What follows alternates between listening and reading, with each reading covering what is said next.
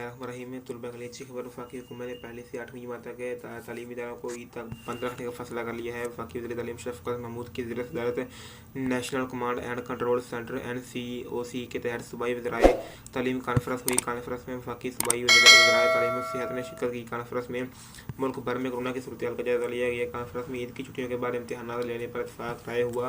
पहली से 8वीं जमात तक तालीमी इदारों को ईद तक बंद रखने का, जबकि 9वीं नहम से 12वीं जमात तक के बच्चों को 50% हाज़िरी के तहत स्कूल बुलवाने का फैसला किया गया है।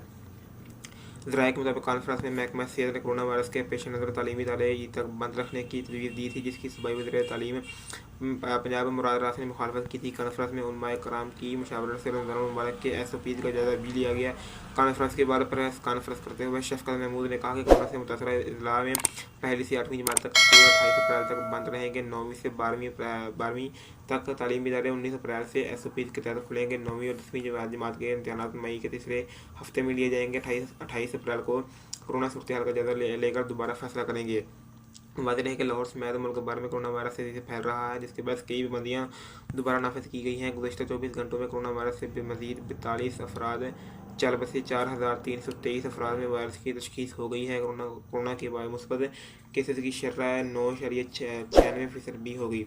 NCOC के मुताबिक मुल्क भर में अब तक कोरोना वायरस से 14,821 अफराद जहाँ बाक हो गए। कोरोना वायरस की मजमूई तादाद 6,92,231 हो गई है, जबकि एक्टिव केसेस की तादाद 61,450 और सेहतयाब होने वालों की तादाद 6,15,990 हो गई है।